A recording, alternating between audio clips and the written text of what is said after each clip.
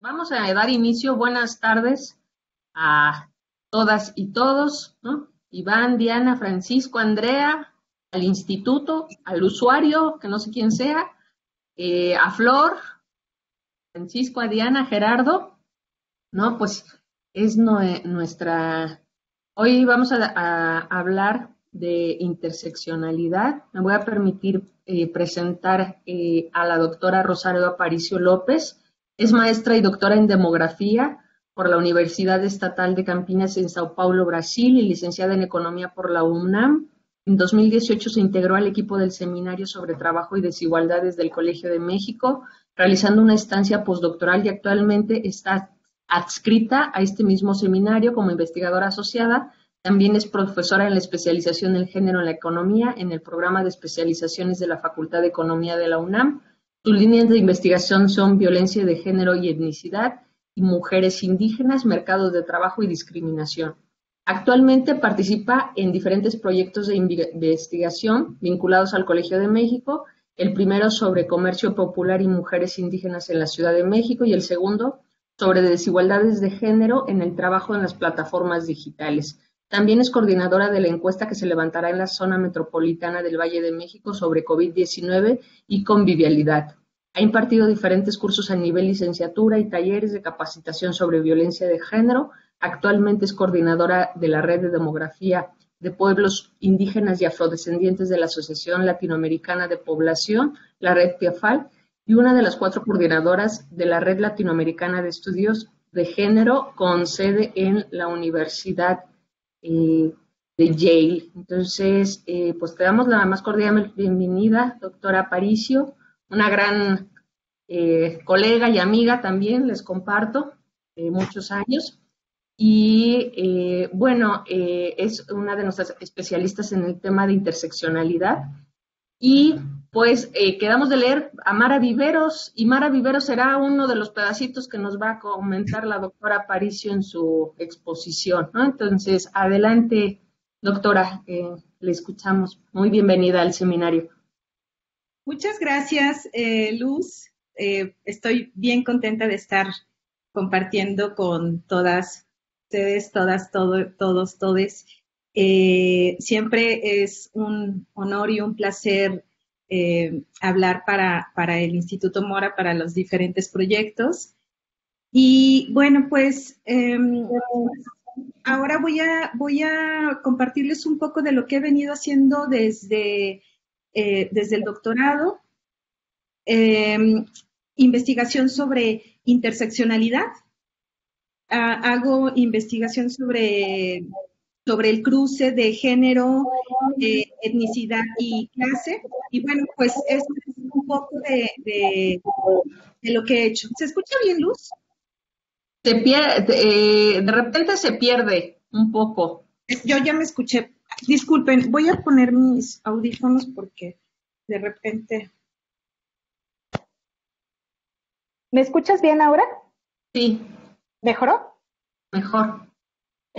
Bueno, entonces les decía que voy a compartir un poco de lo que vengo haciendo de los estudios sobre interseccionalidad. Eh, no sé si tengan una dinámica específica, Luz. Yo lo que pensé es primero hacer la exposición y al final hacer una ronda de comentarios, de preguntas. ¿Cómo ves? A mí me parece bien si los demás están de acuerdo.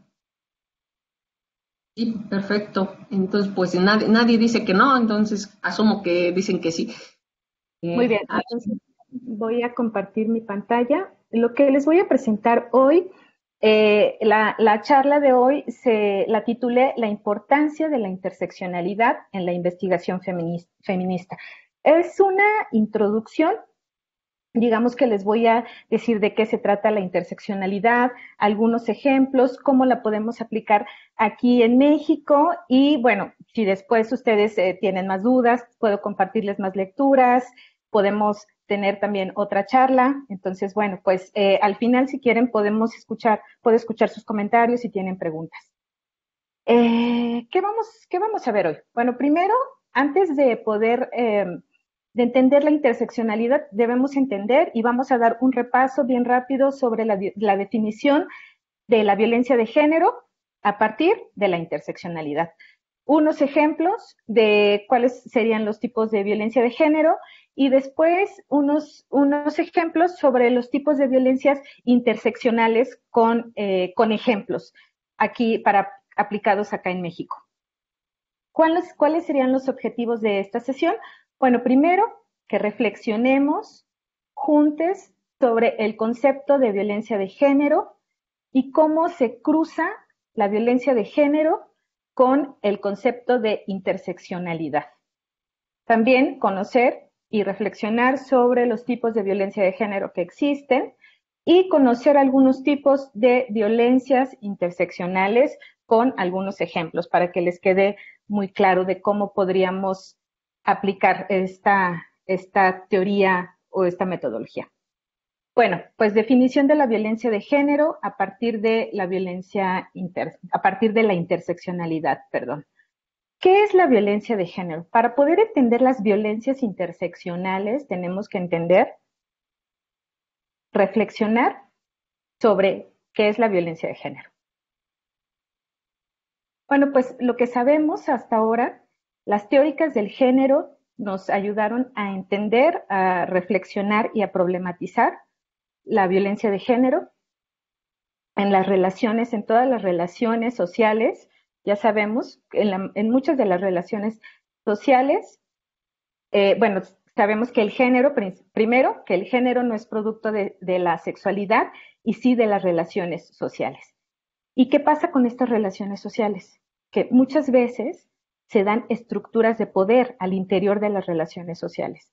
Y estas estructuras de poder, ¿y el poder cómo se manifiesta? Muchas veces el poder se manifiesta a través de la violencia. Entonces, ya sabemos, primero, que el género es un producto de las relaciones sociales y estas relaciones sociales contienen estructuras de poder y este poder se manifiesta muchas veces a través de la violencia. También sabemos que cuando hablamos de género, también estamos hablando de los hombres.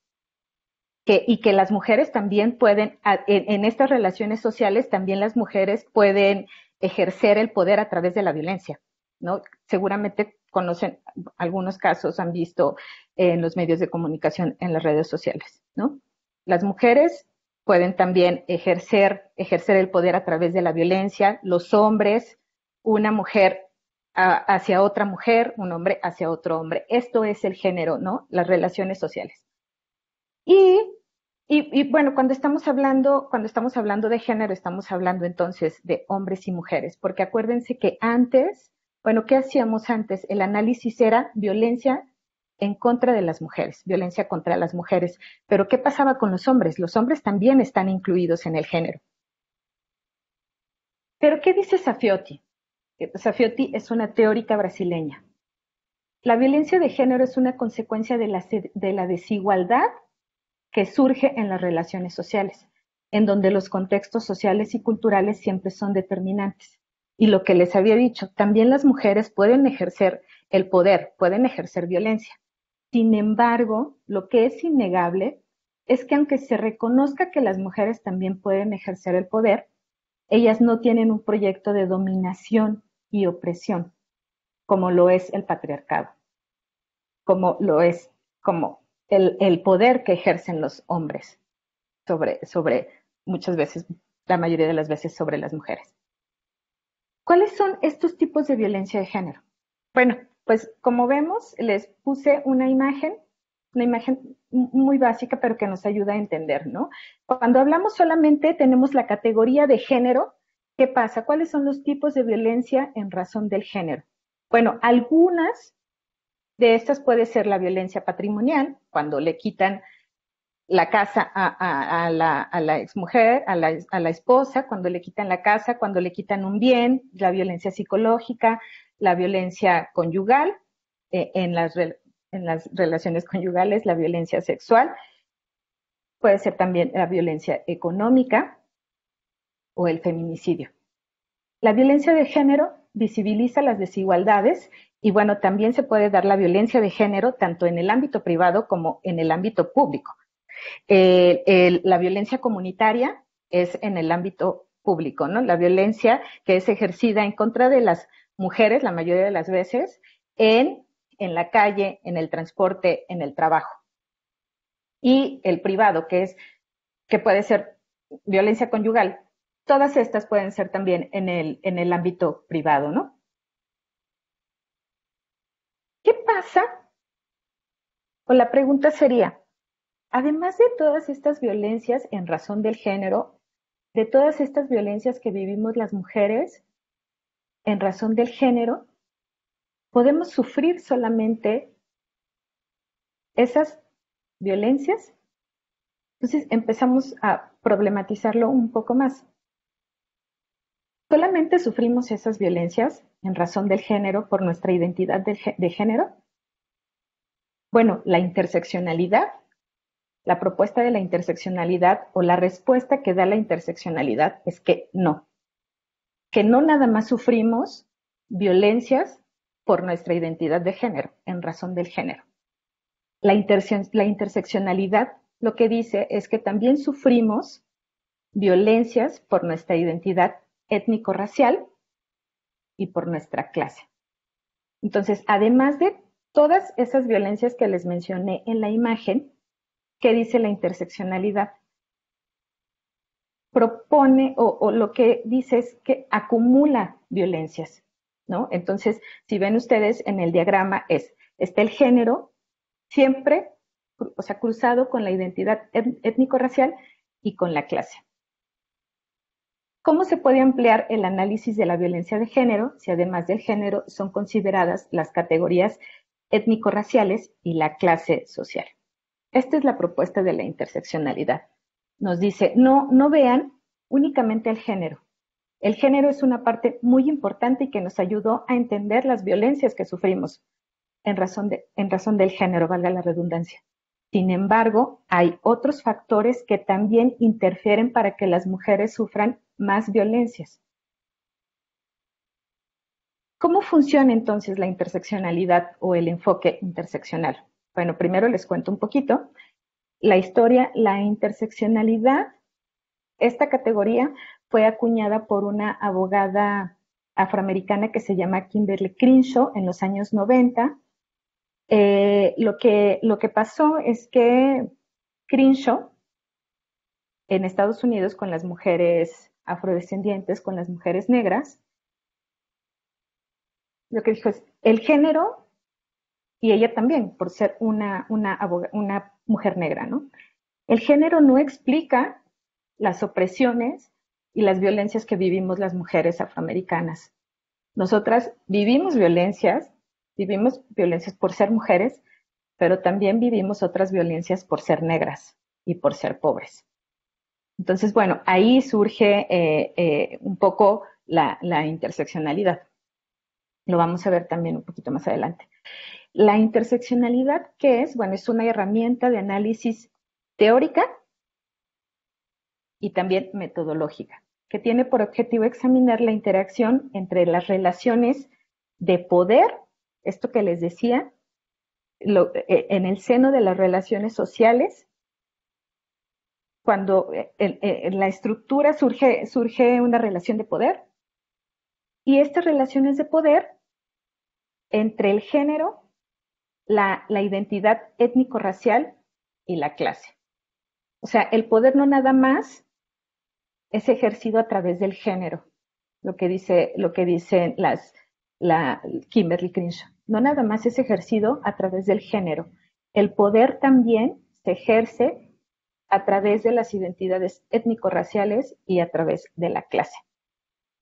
Además, la interseccionalidad ha venido desarrollándose desde diferentes disciplinas, tanto por académicas, y también por activistas. Vamos a ver un poquito más adelante de qué se trata el feminismo interseccional. Las activistas interseccionales. ¿Qué es lo que proponen?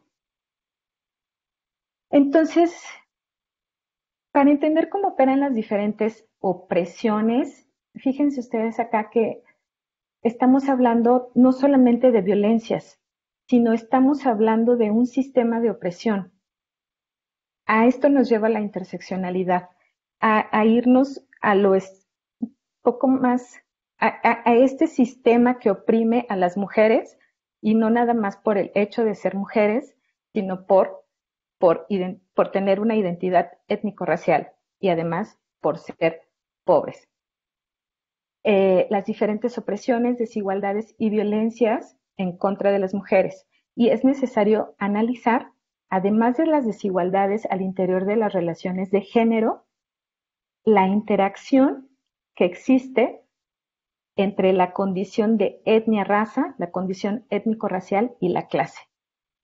¿Cómo es la interacción del género con estas dos categorías? Lo vamos a ver ahorita. También la interseccionalidad es considerada una forma de feminismo que procura conciliar las demandas de género con aquellas de minorías étnico-raciales. Y la interseccionalidad propone observar hacia el conjunto de opresiones, desigualdades, violencias, y también aquí, y el racismo. Es muy importante porque creo que justamente cuando hablamos de interseccionalidad, forzosamente nos lleva a hablar sobre racismo, que viven algunas mujeres y los privilegios a los que pueden acceder otras. Entonces, también la interseccionalidad, a través de la interseccionalidad podemos ver la opresión que sufren, en este caso podremos decir las mujeres negras, y los privilegios a los que pueden acceder las mujeres blancas. ¿Es posible utilizar la interseccionalidad como modelo de análisis en México? Si estamos hablando sobre interseccionalidad y sobre identidades étnico-raciales, ¿es posible este análisis teórico-metodológico en México? Y si sí es posible, ¿cuáles son las identidades étnico-raciales que identifican a la población mexicana y de las que habla la interseccionalidad? Entonces, fíjense ustedes, México, como ya sabemos, es un país multicultural. ¿Cómo está compuesto este país? En México, seguramente, como ya lo saben, hay 68 pueblos indígenas y también 68 lenguas indígenas. De acuerdo con los datos del Censo 2020, que se publicaron ahora en marzo, en el país, en México, hay 25.6 millones de personas que se reconocen, que se autoadscriben como indígenas.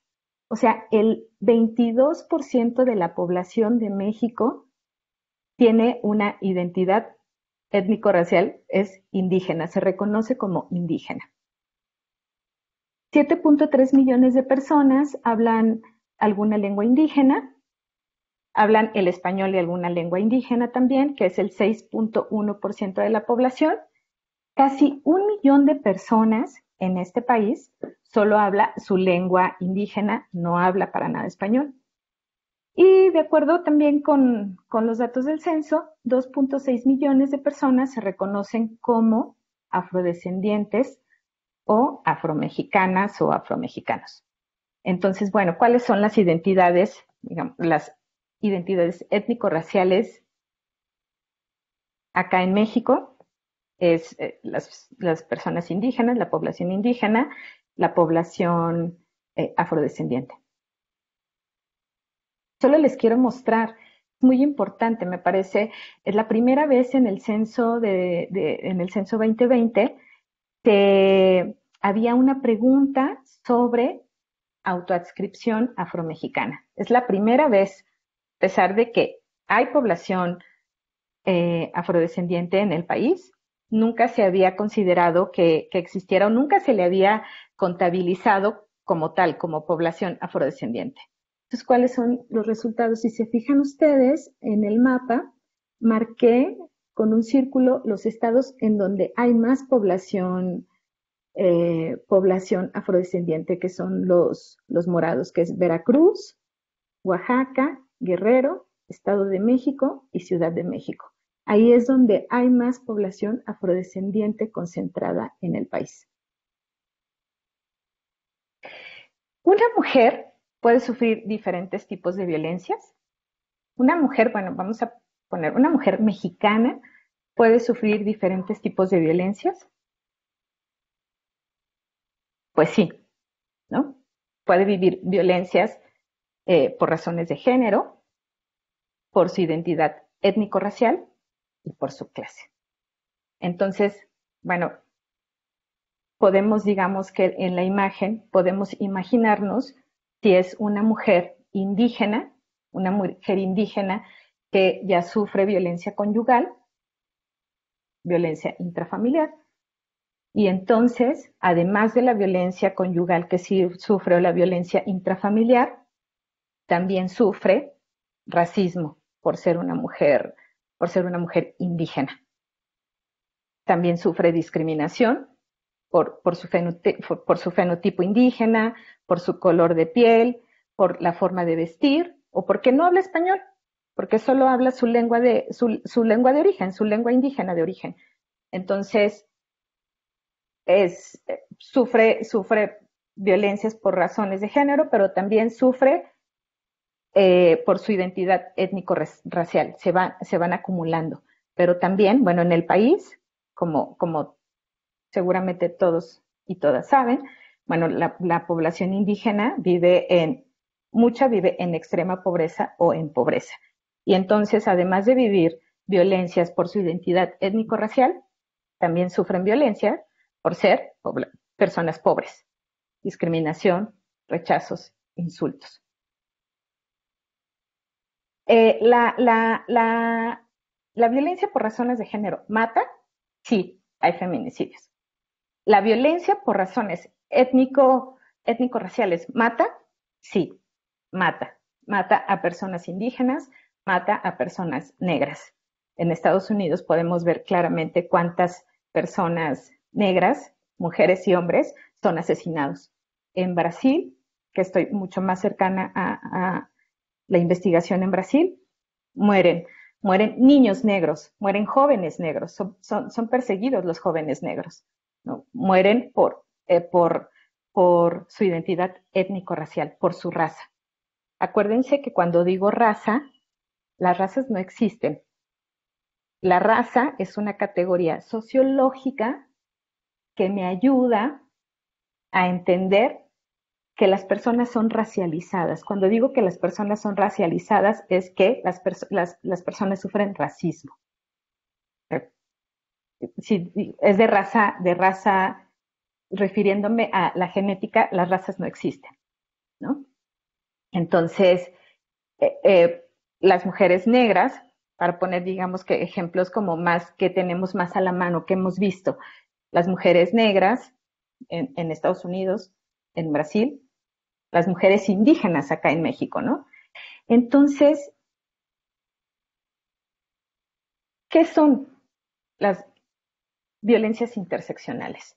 Es este cúmulo de opresiones, esta opresión, es este sistema de opresión que una mujer vive, pero es por razones de género, pero también por su identidad étnico-racial. ¿Y por qué es importante la interseccionalidad?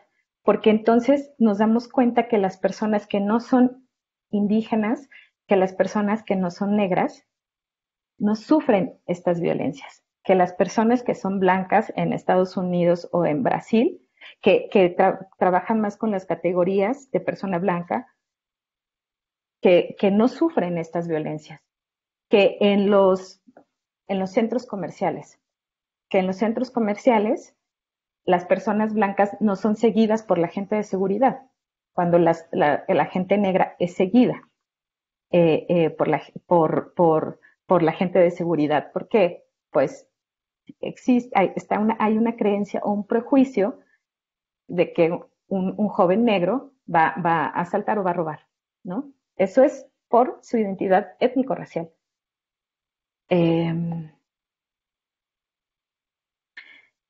¿Cómo es? Es un documento que se llama Marín y Bancarraya, Mujeres Indígenas confrontan la violencia, y aquí son las propias mujeres indígenas las que hablan de la interseccionalidad, y me parece que queda muy bien, ¿no? Para lo que estamos viendo. Las mujeres indígenas afirman que la interseccionalidad es una realidad cotidiana en sus vidas, la cual permite observar los privilegios a los que pueden acceder algunas mujeres y la violencia y discriminación que sufren muchas otras. Manifiestan que para poder entender la violencia de género se deben considerar factores tales como el grupo étnico, la raza, la clase, la religión, la orientación sexual y la ubicación geográfica, entre los principales, ya que dicha violencia no solo se manifiesta a través de la discriminación de género, sino que también adopta otras formas, como la militarización de las comunidades indígenas, la exclusión social, la colonización, y las políticas públicas fallidas dirigidas a esta población. Me parece que nos da un ejemplo de cómo podríamos entender la interseccionalidad, ¿no? O sea, la militarización de las comunidades indígenas. Eso no pasa en otros lados, ¿no? Y lo podemos ver, o lo pudimos ver en algún momento en Chiapas, ¿no? La exclusión social. La población indígena es excluida de muchos lados, ¿no? Es excluida de los servicios de salud, es excluida de la educación. En México, la población indígena, o bueno, las mujeres indígenas, que es el tema que estudio, las mujeres indígenas tienen apenas, o sea, un poco más de la mitad de las mujeres indígenas de este país tiene solo hasta la primaria. Entonces, y eso es debido, sí, a que son mujeres, pero también a que son mujeres indígenas. ¿Y qué pasa? ¿Qué más? O sea, si queremos problematizar un poco más, entonces, además del género, las identidades étnico-raciales y la clase, también las mujeres pueden sufrir desigualdades, violencias y discriminaciones por su escolaridad, porque tienen alguna discapacidad, por su nacionalidad, por la ubicación geográfica, por la edad y por la religión. Observar hacia el conjunto de opresiones, desigualdades, violencias y discriminaciones que viven las mujeres por múltiples factores. Esa es la propuesta de la interseccionalidad. Existe también el feminismo interseccional, que hace una crítica al feminismo hegemónico. ¿Cuál es el feminismo hegemónico? Bueno, para las mujeres indígenas, el feminismo hegemónico es el que no las contempla, el que habla sobre demandas de todas las mujeres, sin hablar de las demandas específicas de las mujeres indígenas o de las mujeres negras. Por ejemplo, las mujeres indígenas dicen, bueno, sí, estamos de acuerdo, necesitamos que se apruebe el aborto. Es una demanda de las mujeres, una demanda del feminismo. Pero cuando ustedes están exigiendo que se apruebe el aborto, nosotras, las mujeres indígenas, estamos intentando sobrevivir, porque nos estamos muriendo de hambre, porque no tenemos dinero para mantener a nuestra familia. Son diferentes demandas.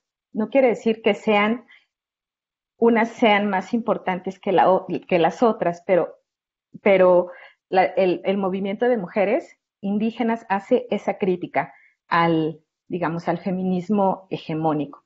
Asimismo, también las mujeres negras no se sienten incluidas en este feminismo. Cuando ustedes están exigiendo cosas como el aborto a nosotras o a nuestros hijos, los están matando, ¿no? Me gusta mucho esta imagen que tomé de el Centro de Justicia Interseccional, porque si se fijan ustedes, aquí nos habla sobre cómo las identidades de todas las mujeres, ¿no? Y no son mujeres, solamente mujeres blancas, ¿no? No es, sino contempla a mucho más, además del género, a más mujeres, ¿no? Por su identidad étnico-racial. Ejemplos. ¿Cómo podemos ya, ahora que sabemos un poco más sobre la interseccionalidad, en dónde está en México, cómo lo podemos ver, analizar? Bueno, como ustedes saben, acá en México las mujeres indígenas han realizado, históricamente el trabajo que han realizado las mujeres en México es el del trabajo del hogar, ¿no? Y como ustedes seguramente bien saben, el trabajo del hogar en México es un trabajo, además de mal pagado, que no se ha dignificado, ¿no? ¿Y por qué no se ha dignificado este trabajo? Porque lo realizan las mujeres indígenas y es por la imagen o por lo que creemos que es una mujer indígena. Por eso, a las trabajadoras del hogar, en primera, que no las aseguran, ¿no? Es un trabajo informal. Y en segunda, todos los prejuicios que hay, ¿no? Y todas las formas en que se les han llamado, ¿no? Con una falta de respeto increíble. ¿Por qué? Porque es, pues sí, es porque son mujeres indígenas, porque como realizan trabajo de limpieza, y entonces son estas dos cosas, ¿no? Es este trabajo y además que sea una mujer indígena, no se ha dignificado. Entonces, por eso llamamos a las mujeres, a las trabajadoras del hogar de muchas formas peyorativas, ¿no? ¿Qué dice Marcelina Bautista? Marcelina Bautista seguramente también la conocen, es una gran activista por los derechos de las trabajadoras del hogar. ¿Y qué dice? Hay discriminación porque somos trabajadoras del hogar, porque somos indígenas y porque somos mujeres. Es, digamos, un ejemplo. ¿Qué otro ejemplo veíamos en la imagen? La discriminación y racismo que viven las mujeres por su lengua. Las lenguas son importantes, pero mucho más importantes son sus hablantes. Las lenguas mueren porque sus hablantes son discriminados y violentados. No sé si ustedes han visto, hay documentado, está ya muy documentado toda la violencia que sufren las mujeres indígenas en los servicios de salud. Me parece que los servicios de salud en México tienen un problema de racismo estructural muy fuerte. Cuando las mujeres llegan, eh, hay una organización, una ONG que se llama GIRE, que ha documentado todos estos, el racismo que viven las mujeres indígenas. Cuando las mujeres indígenas llegan y no hablan español, no las atienden. No las atienden. Entonces, si llegan en labor de parto, que están a punto de parir, tienen que parir en el patio del hospital porque los médicos, las médicas, las enfermeras se niegan a atenderlas. Ese es un tipo de violencia interseccional. La violencia, digamos, es violencia institucional que se ejerce en contra de las mujeres indígenas, ¿no? Esa es una violencia interseccional. La violencia que sufren las trabajadoras del hogar al ser nombradas con todas estas formas peyorativas, esa es una violencia interseccional. Lo que les decía al principio es que justamente la interseccionalidad lo que revela es el racismo, ¿no? Cuando estamos hablando de interseccionalidad, no podemos dejar de hablar de racismo, que es, digamos, la violencia hacia las identidades étnico-raciales, ¿no? De las personas. La discriminación y racismo, la interseccionalidad entonces también nos ayuda a observar la discriminación y el racismo que viven las mujeres por su identidad étnico-racial. ¿Qué dice Gisela Espinosa, que es una profesora de la Universidad de Guadalajara y también es miembro del colectivo Coopera? El racismo es la opresión organizada, sistémica y multidireccional que deshumaniza a personas indígenas, negras, asiáticas y judías, entre otras. Es importante la educación antirracista para entender cómo esto nos afecta y para desarrollar estrategias encaminadas no a luchar en contra del racismo, sino a erradicarlo. O sea, no tenemos que luchar en contra del racismo, tenemos que terminarlo. Es de esta deshumanización que les hablo en el trabajo del hogar, que es como de los más evidentes en donde hay muchos tipos de violencias, ¿no? Todas las violencias que viven las trabajadoras del hogar y sobre todo un racismo increíble, ¿no? Por ser mujeres indígenas. Y bueno, está la película de Roma, un poco, ¿no? Este racismo amoroso, no me acuerdo cómo se llama la autora de este texto, que habla, bueno, sí, eres de la casa, sí, te queremos, pero bueno, pero sí comes en la cocina, ¿no?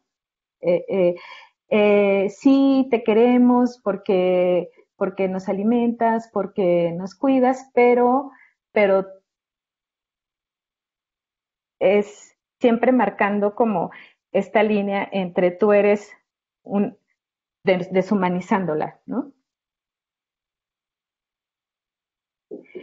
Eh, las violencias que sufren las mujeres, como decía, mujeres indígenas y las mujeres afromexicanas.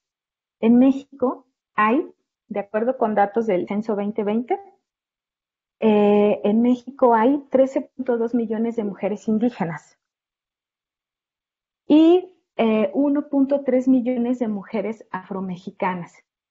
¿Y qué dice hasta abajo? El 59.5, el 60% de las mujeres indígenas ha experimentado algún tipo de violencia a lo largo de su vida. Y esto es por ser mujeres indígenas, por su identidad étnico-racial. Y acá dice en las mujeres afromexicanas, el 28% de las mujeres son económicamente activas, en contraste con el 28% de las mujeres afromexicanas son económicamente activas, en contraste con la media nacional que se ubica en 49%. Yo estoy segura, no tengo duda que este porcentaje es bajo, el 28%, por su color de piel, por su identidad étnico-racial. Por eso no pueden acceder a trabajos, porque también en México, por el color de piel, discriminamos a las personas. Las personas con color de piel más oscuro sufren racismo. Esa es una violencia interseccional. Porque ¿quiénes son en este país? Digamos que el color de piel en México es la piel morena. Sin embargo, las personas indígenas, hay muchas personas indígenas que tienen el tono de piel más oscuro. También las personas afromexicanas tienen el tono de piel más oscuro. Entonces, es por su identidad étnico-racial que sufren las mujeres indígenas. Casi el 60% sufrió un tipo de violencia y las mujeres afromexicanas no pueden acceder a los mercados de trabajo. Hay menos mujeres económicamente activas. ¿Qué decía también en el diagrama que les enseñé? Por la nacionalidad. No sé si ustedes se acuerdan, hace 2 meses tal vez, Victoria, madre de 2 hijas, una mujer salvadoreña, una chica salvadoreña, radicada en México, fue sometida por la policía en Tulum, Quintana Roo, hasta ocasionarle la muerte. Esta es una violencia interseccional. Porque si hubiera sido una mujer europea, una mujer francesa, muy seguramente no hubiera pasado eso. Era una mujer centroamericana o una mujer americana, una mujer blanca. Si hubiera sido una mujer blanca con un aspecto de mujer rica, no hubiera sido asesinada por la policía de Tulum. Esta es una violencia interseccional, porque los policías supieron que era centroamericana, tal vez ella dijo que no tenía papeles o tal vez le pidieron dinero y no pudo dar dinero y entonces la golpearon tanto que la asesinaron, la asfixiaron, no recuerdo bien, la asesinaron. Esta es una violencia interseccional. ¿Qué otro tipo de violencias interseccionales? Como como les decía que la interseccionalidad está muy, muy ligada al racismo, entonces les puse acá un ejemplo del racismo que vivimos en la televisión, ¿no? Discriminación y racismo por el tono de piel. ¿Quiénes son las personas en este país que tienen los tonos de piel más oscuros? Las personas afromexicanas y las personas indígenas. Este es un conversatorio, les puse la imagen, es una organización que se llama Racismo MX, les recomiendo que la sigan si tienen Facebook, porque organiza unos seminarios muy, muy interesantes. El poder de la representación. Y entonces ahí hay 4 personas, 2 mujeres y 2 hombres, que son un poco más o quizá mucho más morenos de lo que la televisión siempre nos presenta, ¿no? De la belleza hegemónica, de las actrices blancas, ¿no? Entonces estamos viendo acá esta chica Michelle González, que sí, tiene un fenotipo mucho más indígena, ¿no? O más afro. ¿Y qué decían entonces estas actrices y estos actores? Más del 80% de las y los mexicanos somos de tono de piel oscuro y fenotipo no europeo. Es decir, somos la minoría, es decir, solo la minoría de este país son personas blancas. Sin embargo, en la televisión y los medios de comunicación en general, hay una preponderancia de tonos de piel blancos. Con este escalofriante dato sobre la mesa como punto de partida, varios actores mexicanos, entre ellos Fátima Molina, Michelle González y Cuautli Jiménez, participaron en este foro, El poder de la representación, racismo en la TV mexicana, organizado por Racismo MX, que es la organización que les comento, en el que durante más de una hora expusieron el tema de la discriminación racial que existe en la televisión mexicana y que los 3 han sufrido a lo largo de sus carreras.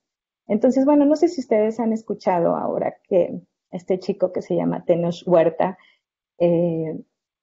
ha denunciado el racismo que ha vivido, ¿no? En la televisión y en el cine. Siempre por ser una persona mucho más morena que los demás actores, siempre le dan papeles de delincuente, ¿no? Esto es también otro tipo de violencia interseccional por su tono de piel. ¿Por qué el tono de piel? ¿No? ¿Por qué el tono de piel es importante? ¿Por qué discriminamos por el tono de piel? ¿No? Además, acá en la cultura mexicana hemos encontrado, hay miles de dichos populares que tienen que ver con racismo hacia el tono de piel, ¿no? Por ejemplo, cásate, mejora la raza. No sé si lo han escuchado, mejora la raza. Que te cases con alguien, una persona más clara, ¿no? De tono de piel más claro porque ser blanco es mejor. Porque ser blanco hay tal vez más oportunidades, porque lo blanco es tal vez así, más bonito. O eres el frijolito de la familia, o siempre hay un negrito, ¿no? En todas las familias siempre está el negrito y al que le llaman el negrito.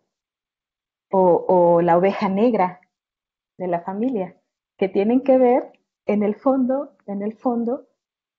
contienen un tono racista. ¿Por qué? Porque lo blanco accede a más oportunidades, porque lo blanco es más bonito, ¿no? Entonces, esta me parece muy interesante. En la encuesta nacional de discriminación que levantó el CONAPRED en 2017, hacen también unas gráficas, le preguntaron a la gente se tenía que identificar, les entregaban una tarjeta que contenían, si ustedes ven, en la gráfica, los tonos más oscuros de la A a la E, los tonos intermedios de la F a la G y los tonos más claros.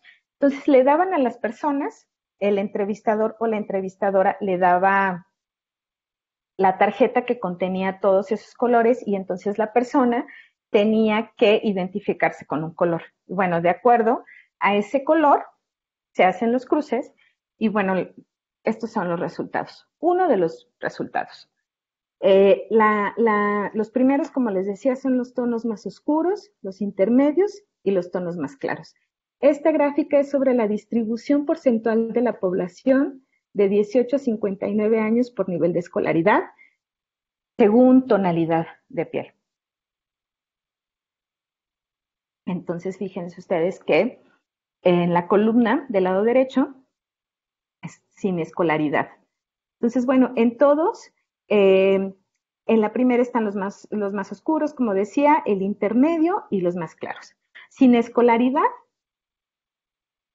es ligeramente más alto que las personas que tienen los tonos de piel más oscuro, es el 3.9. Las personas, también hay personas de tonos de piel más claro, es el 2.1 que no tienen escolaridad. Sin embargo, cuando nos vamos a la educación básica incompleta, ¿qué pasó?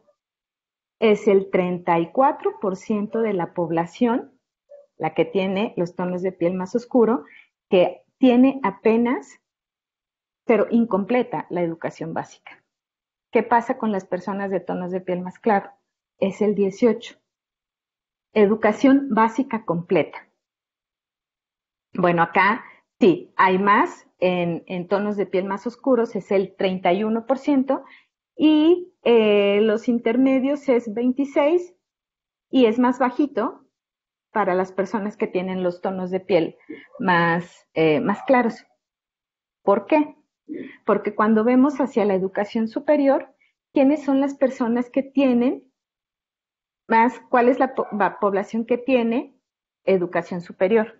El 30% de la población de tono de piel más claro tiene educación superior en este país.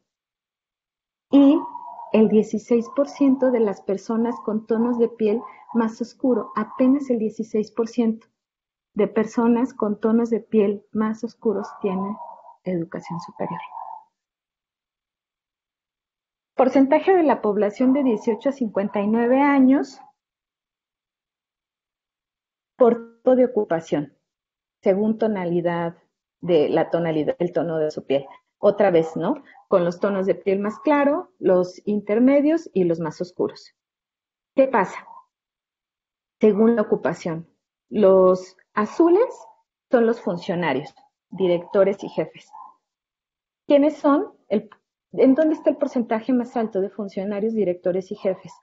Es un 6% de las personas con estos tonos de piel, de los tonos de piel más claro, que son funcionarios, directores y jefes. Y un 3% con los tonos más oscuros. El morado es el empleados administrativos y ventas. Empleados administrativos, ¿en dónde hay más? Las personas, hay un 21% de las personas con tonos de piel más claros que son empleados administrativos y en ventas. Y si se fijan ustedes, el 11.2% de las personas con tonos de piel más oscuros también lo son. Es casi la mitad de las personas. Cuando observamos, por ejemplo, el último, que son los trabajadores en servicios personales, si se fijan ustedes, es el 28% de las personas con tonos de piel más claro son trabajadores en servicios personales, actividades de apoyo y agropecuarios. Y un 44%, o sea, bueno, casi la mitad de las personas en estos tonos de piel, en los tonos de piel más oscuro, perdón, son trabajadores en servicios personales, actividades de apoyo y agropecuarios. ¿Por qué creen ustedes? ¿Por qué será? ¿No? ¿Qué pasa con el tono de piel? Lo que les decía hace un momento.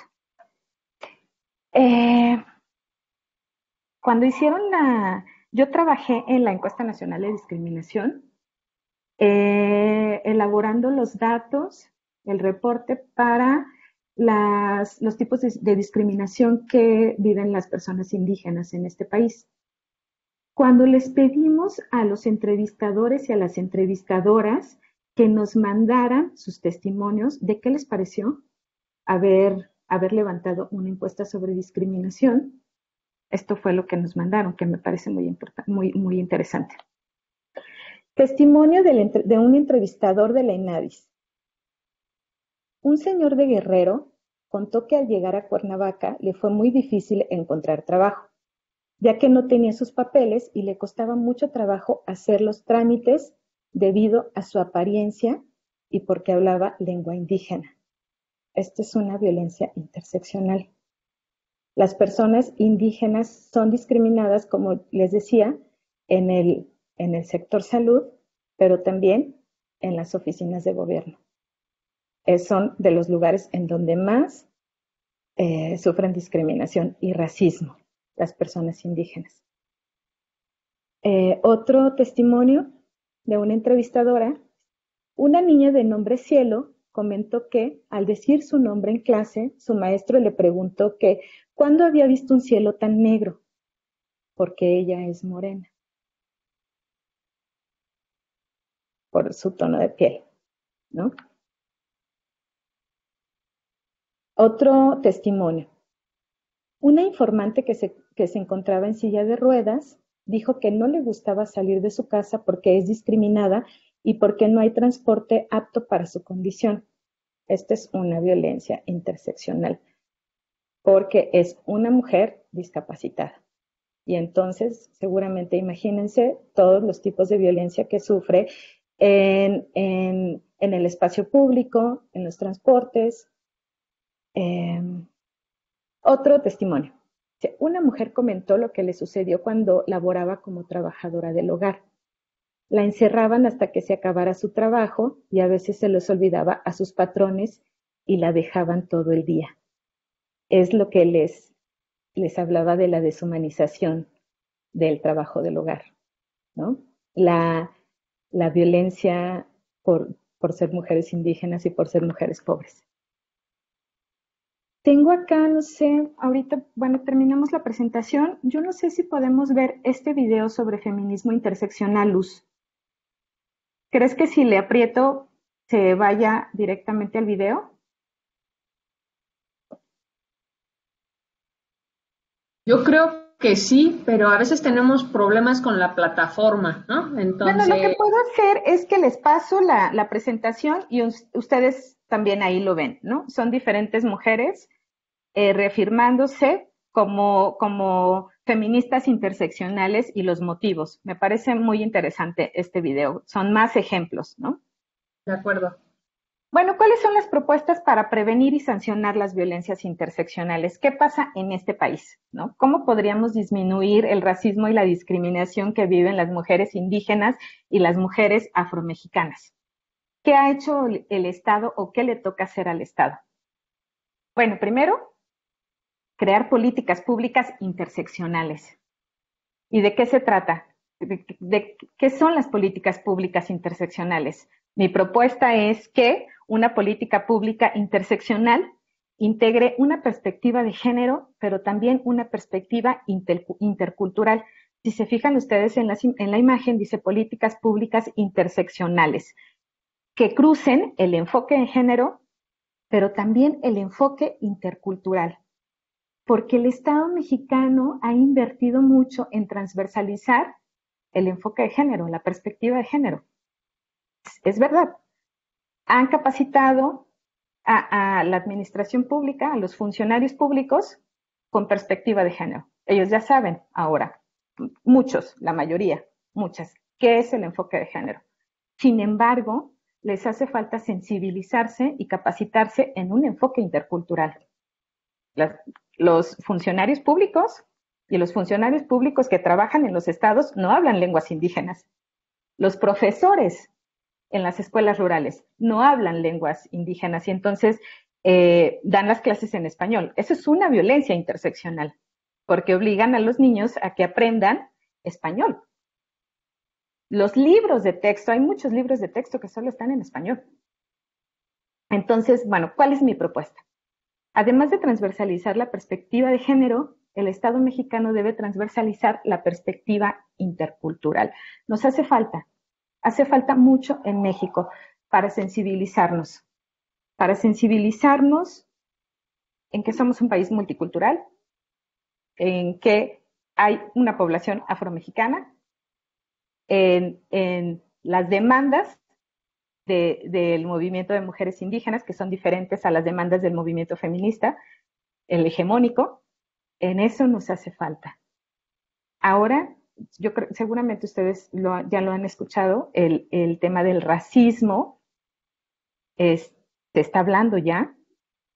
Estamos rompiendo con esa imagen de en México todos somos iguales y en México no discriminamos y los mexicanos no somos racistas, ¿no? Porque todos somos mestizos o la mayoría somos mestizos. Estamos viendo que no, que sí hay un montón de racismo, ¿no? Un montón de racismo hacia el trabajo que realizan las mujeres indígenas, hay racismo hacia los tonos de piel más oscuros, hay racismo cuando las personas no hablan español, hay racismo en la televisión mexicana. Todas esas son violencias interseccionales. Algunas propuestas. ¿Qué tendría que ser? El Estado mexicano debe construir políticas públicas interseccionales, lo que les decía, ¿no? Que integren el enfoque de género, pero también el enfoque intercultural, que sensibilicen, además de las violencias de género, en el conjunto de opresiones, desigualdades, discriminaciones y racismo que viven las mujeres por su identidad étnico-racial y por su clase. Se deben incorporar preguntas específicas en las encuestas, sobre todo en las encuestas nacionales, que den cuenta sobre la identidad étnico-racial. En primera, ¿qué hace el INEGI? El INEGI levanta encuestas, pero los cuestionarios no están en lenguas indígenas. Los cuestionarios están en español. Entonces, todas las mujeres, el millón que vimos, no pueden contestarlas, porque los cuestionarios no están en español. Se deben ampliar los temas de las encuestas. Debemos saber, en términos cuantitativos, dimensionar el problema de la discriminación y el racismo. Nuestras encuestas todavía no tienen. Tenemos esa encuesta, que es un gran avance, la encuesta del CONAPRED sobre discriminación, pero todavía falta. Faltan encuestas, regresando al género, faltan encuestas que incluyan a los hombres. Y finalmente hace falta sensibilizar a toda la población mexicana en el tema del racismo. Bueno, pues eso sería todo. Muchas gracias.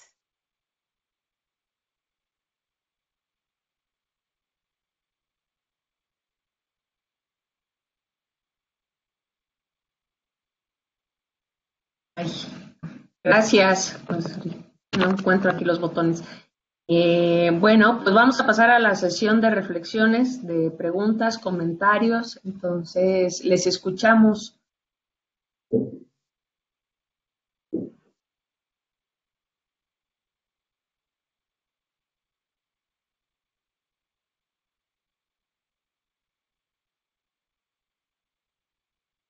Hola.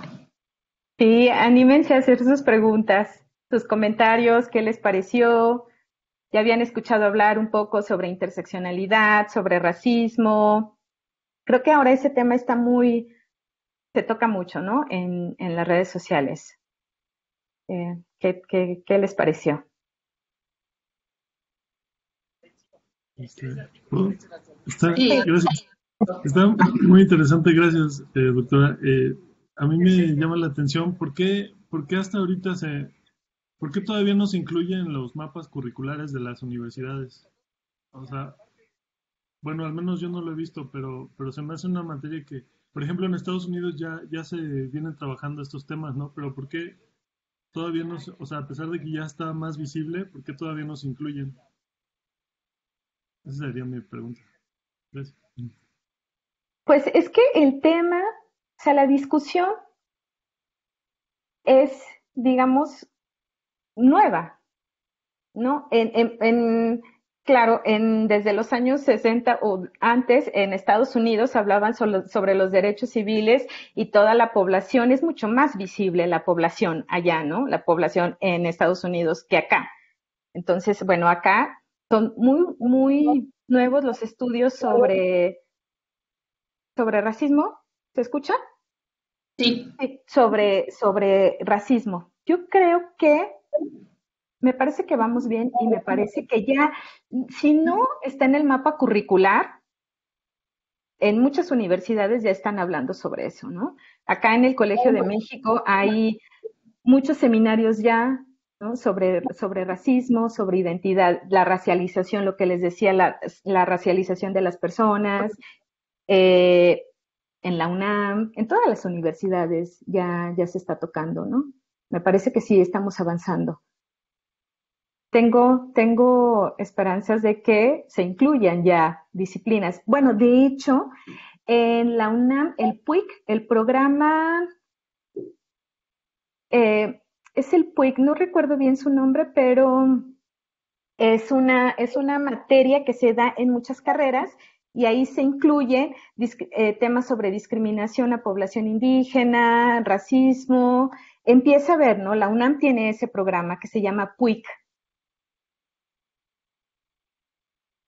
Muchas Gracias. gracias. Gracias. El programa se llama PUIC UNAM, Diversidad Cultural e Intercultural, programa universitario. Así es como se llama. Y entonces lo que hacen es que llevan las facultades, piden esa materia o la llevan a las diferentes facultades. Y entonces ya están hablando sobre interculturalidad.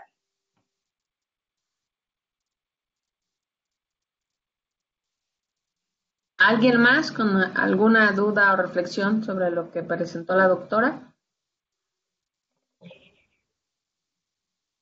Andrea.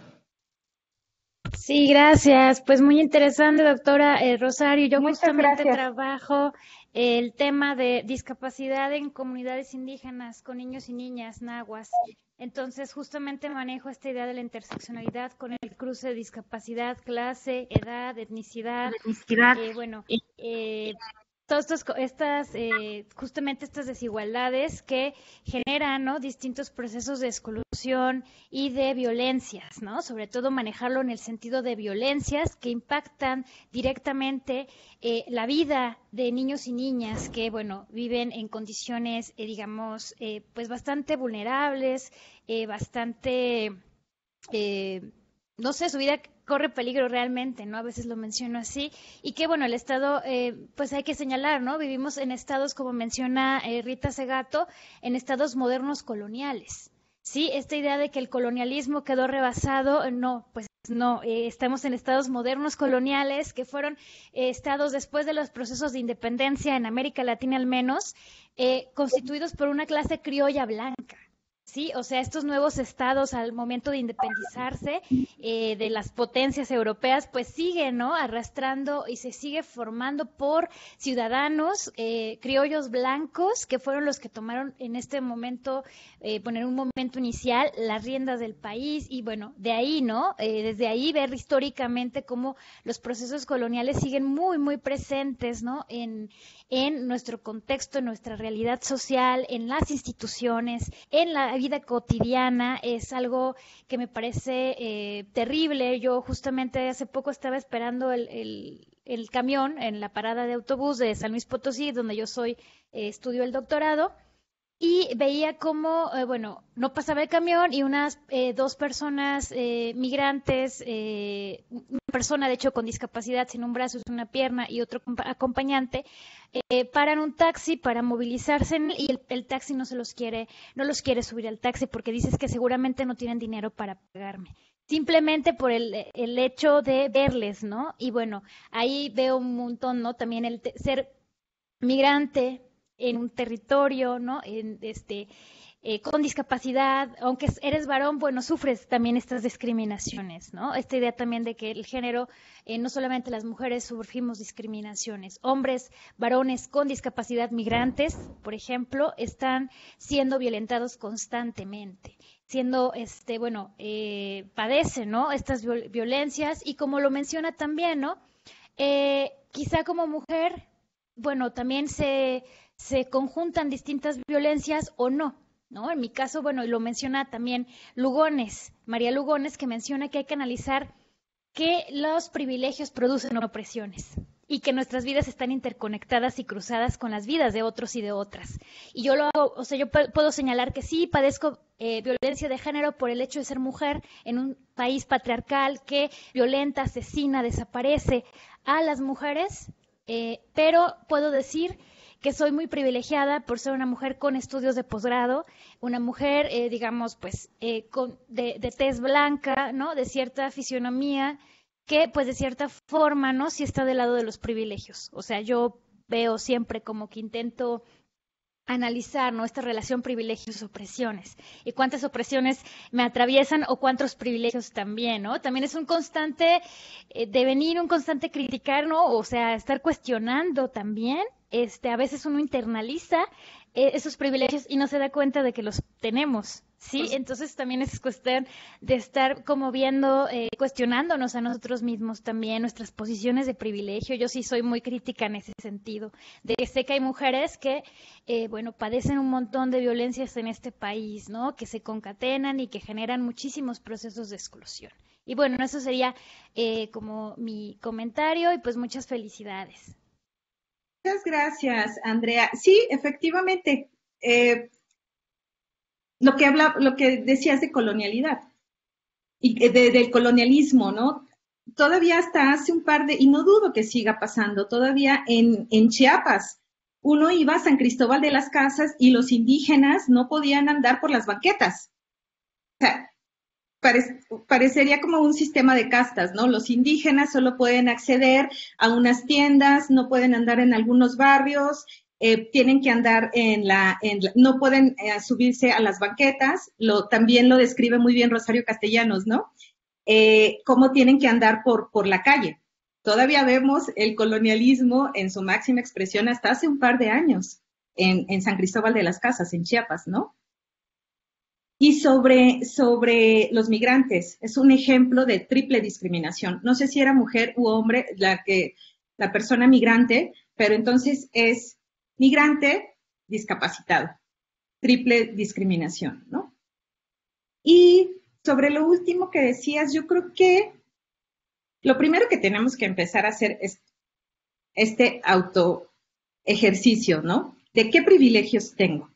O pues, cuando he discriminado o cuando he sido racista, porque es cierto que crecimos en familias que nos decían, ¿no? Esto de cásate con alguien más blanco para mejorar la raza, o el negrito de la familia. Entonces es primero por una autocrítica, ¿no? Y después, sí es cierto, sí discriminamos, sí somos racistas, y bueno, después podríamos ver, ¿no? Y cuáles son también los privilegios a los que yo accedo. Como una mujer no indígena, académica, ¿cuáles son? ¿No? También. Muchas gracias, Andrea. Bueno, yo quisiera aquí señalar algunas reflexiones, ¿no? Al respecto de lo que están compartiendo. Primero, me parece bien importante, bueno, retomar lo que dices de la categoría racista, ¿no? O sea, racista desde la sociología, porque he tenido la oportunidad de leer diferente literatura que no está incluso de acuerdo en seguir utilizando raza, ¿no? Sino en hacer la transición a etnia, pero hay ahí un debate, ¿no? O sea, porque incluso los instrumentos internacionales siguen utilizando raza como la raza humana, ¿no? Entonces, esa es una reflexión que quiero compartir con ustedes después. Cuando hablamos de privilegios, yo pondría privilegios entre comillas. ¿Por qué? No está Edgar, está en otro diplomado que teníamos, disculpa, pero lo menciono porque hemos debatido mucho este tema de los privilegios, entre comillas, porque es decir, ¿de veras somos privilegiadas, privilegiados, privilegiades o estamos en un sistema tan desigual que parece que somos privilegiados, privilegiados, ¿no? O sea, no lo sé y se los pongo aquí a reflexión porque pareciera, si yo me pongo desde la epistemología del sujeto situado, podría decir, sí, tengo postdoctorado, soy medianamente blanca, pero ¿saben qué? Tengo 6 trabajos, medio sobrevivo, llego al mes, ¿no? O sea, ¿es eso un privilegio? O sea, en ese sentido, hablar del contexto situado de cuáles son mis privilegios y en dónde, y a lo mejor sí parezco privilegiada con respecto a quién, ¿no? Entonces, precisamente esta interseccionalidad, me parece a mí que las diferentes autoras tratan de rescatarlo, y yo digo, la colonialidad, ¿de veras nos podemos deshacer de ella? ¿No? O sea, yo les pregunto y nos pregunto, ¿de veras? O sea, ¿y cómo le hacemos? ¿Estamos dispuestas a construir y a trabajar desde la comunidad en serio o es una utopía, como me decían en otro seminario, ¿no? Entonces yo lo pongo aquí, bueno, para la reflexión. No sé, ¿qué piensan? Rosario. Pues lo que yo creo es que cuando tú sobrepones la categoría de identidad étnico-racial, sí son las mujeres indígenas y las mujeres negras las que acceden a menos privilegios, ¿no? Por ejemplo, cosas muy básicas. De esas cosas básicas son de las que las mujeres negras en Brasil, las mujeres negras en Estados Unidos y las mujeres indígenas aquí en México están hablando. Algo tan básico como el privilegio de la educación, el privilegio de la salud. Sí es cierto, es verdad, ¿no? Que tú no te puedes situar como también sufres unas discriminaciones, ¿no? Seguramente. El trabajo formal, trabajo informal, ¿no? Pero son de esos privilegios de los que ellas están hablando. Me parece que son que son bien básicos, ¿no? O sea, y también el trabajo. El trabajo es decir, yo creo que tú puedes acceder, aunque sean precarios, puedes acceder a otros tipos de trabajos que nunca podrá acceder a una mujer indígena que tiene una licenciatura. Yo en mi trabajo de campo he entrevistado a mujeres indígenas que tienen licenciatura pero que no les dan trabajo por el fenotipo, porque son mujeres indígenas y se tienen que regresar y me dicen, Rosario, no tenemos trabajo. Tengo una licenciatura en trabajo social, en pedagogía y no voy a conseguir trabajo, mejor me regreso. Hay mujeres indígenas que están estudiando licenciatura que no consiguen trabajo y son trabajadoras del hogar. Me parece que sí, que sí tener esa identidad te lleva a mucho más opresiones que las que tú podrías vivir. Estoy convencida. Pero es privilegio por mi identidad o por cómo funciona el mundo, ¿no? Por cómo está estructurado el mundo. Por tu identidad, por la identidad.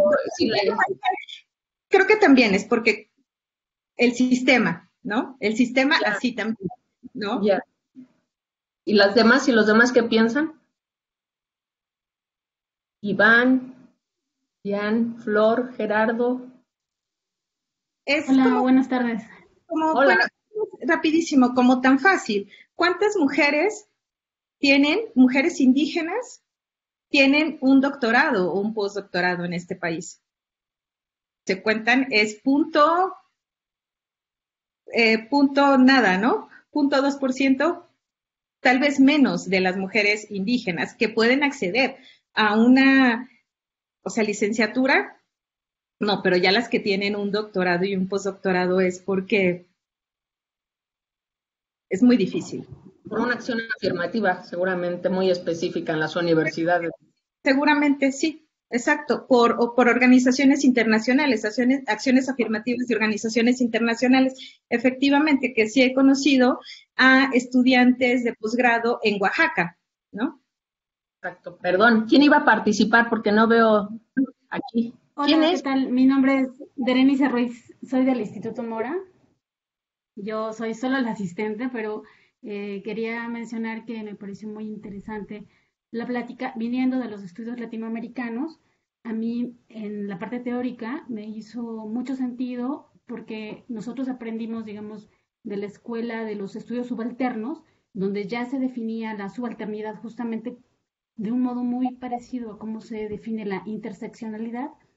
Y Guga, Spivak y Homi Bhabha, hablando de los estudios subalternos, ya dejaban ver eso, y para los estudios latinoamericanos eran discusiones teóricas muy serias, y me recordé mucho de un libro del 77 de Domitila Barrios, si me permiten hablar, y que justamente está haciendo esa referencia. Domitila Barrios es una mujer indígena que se dirige a mujeres blancas en la ONU y que marca su diferencia, y estamos hablando del 77. Entonces me pareció que hoy me volví la mirada hacia el sur para ver cómo estos estudios interseccionales, que ahora entiendo tienen origen en Estados Unidos, Sí. quizá podrían tener también una raíz latinoamericana. El otro comentario que iba a hacer, bueno, pero me pareció muy interesante que esto, en la parte teórica, lo llevase usted hacia las políticas públicas y hacia un estudio muy preciso, ya con números y estadísticas de cómo se lleva a cabo eso en el campo, y eso me pareció muy, muy interesante, y eso se lo agradezco mucho. Y el comentario anterior sobre lo que decía nuestra compañera del colonialismo, lo que Pablo González Casanova llama colonialismo interno, es decir, lo que las sociedades hacemos, y comprendo el punto que menciona la doctora Luz Galindo con respecto a si nos podríamos deshacer del colonialismo. Pues aunque sea una utopía, yo consideraría que ese debería ser pues el camino, ir hacia allá, caminar hacia allá. Probablemente no nos desharíamos de nuestra historia colonial, pero sí de nuestras prácticas coloniales, ¿no? Y pues ya eso es todo lo que quería decir, y agradezco mucho la sesión, estuvo muy interesante. Muchas gracias, Berenice. Más que tenga una raíz, como lo entendí, en América Latina, me parece, por ejemplo, que Brasil, por toda esta población indígena y toda esta población negra que tiene, entonces se usa mucho la interseccionalidad para explicar, ¿no? Para explicar las violencias, este sistema de opresión que les comentaba al principio. En Brasil, digamos, la interseccionalidad es un enfoque teórico que se estudia desde hace muchísimo tiempo, y que a las mujeres negras les ha ayudado como una teoría interlocutora, ¿no? Que les ayuda a entender por qué sufrían las violencias. Un ejemplo que pongo es, bueno, yo no sé, seguramente ustedes están muy jovencitos, yo es de mi generación. Hay una actriz, una artista que se llama Xuxa, brasileña, ¿no? Bueno, tal, no sé si la conozcan, pero esta señora es una señora ultra mega blanca. En los años 80 tenía un programa que se llamaba el Show de Xuxa, y entonces tenía a muchas niñas que hacían coros, que hacían coreografías, y entonces todas las niñas, o sea, el requisito para que entraran a ser parte del equipo de Xuxa era que tenían que ser rubias, excesivamente rubias, de ojos claros. Cuando vemos los testimonios ahora de las teóricas de, digamos, las feministas negras brasileñas decían, yo me di cuenta que era una niña negra cuando mis padres me dijeron que no podía ir al programa, no podía entrar al coro de Xuxa porque era negra. Ahí en ese momento yo me di cuenta que era negra, que vivía esa discriminación, ¿no? Muchas mujeres lo dicen, que sufrieron al darse cuenta que eran negras, porque no iban a poder entrar, porque el requisito era ser una niña blanca, ¿no? Sí, claro. Sí. Una anécdota muy parecida. Sí, perdón, Berenice. Una anécdota muy parecida a la de Frantz Fanon, que se da cuenta que es negro en un autobús.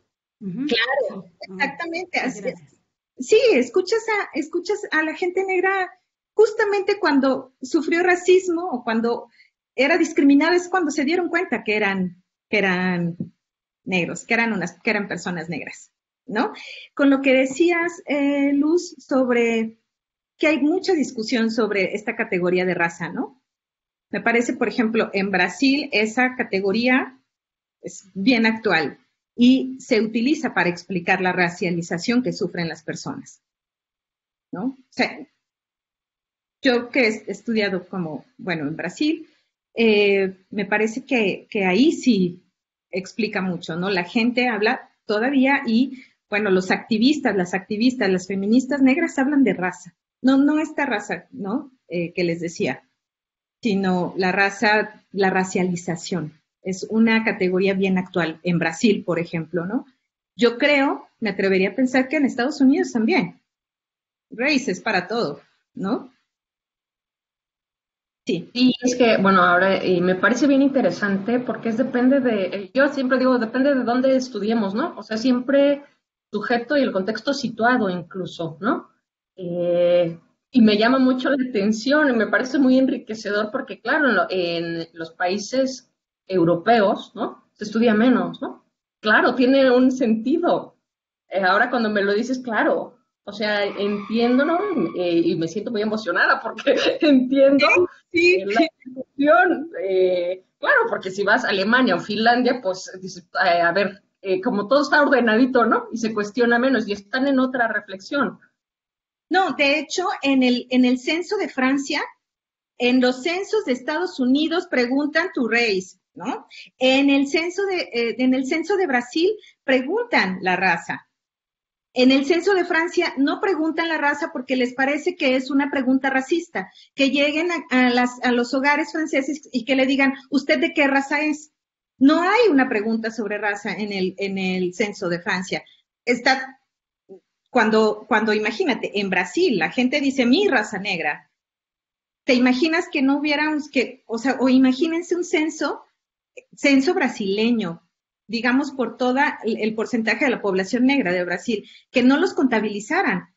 Se tienen que contabilizar porque entonces las estadísticas los hacen visibles, las estadísticas sirven para hacer políticas públicas, las estadísticas sirven para saber qué son las personas más pobres de Brasil, las que tienen menos estudios, las que acceso al sistema de salud, ¿no? ¿Te imaginas? Claro, y con los datos que nos mostraste, ¿no? De los estudios y el color de piel es muy impresionante también. O sea, esa correlación me parece bien importante, ¿no? Y que eso yo creo que debíamos de hacerlo conocer a todos, en todos lados, para visibilizarlo, ¿no? Bueno, ¿qué piensan las y los demás? Gerardo, como te veo ahí con ganas de platicarnos.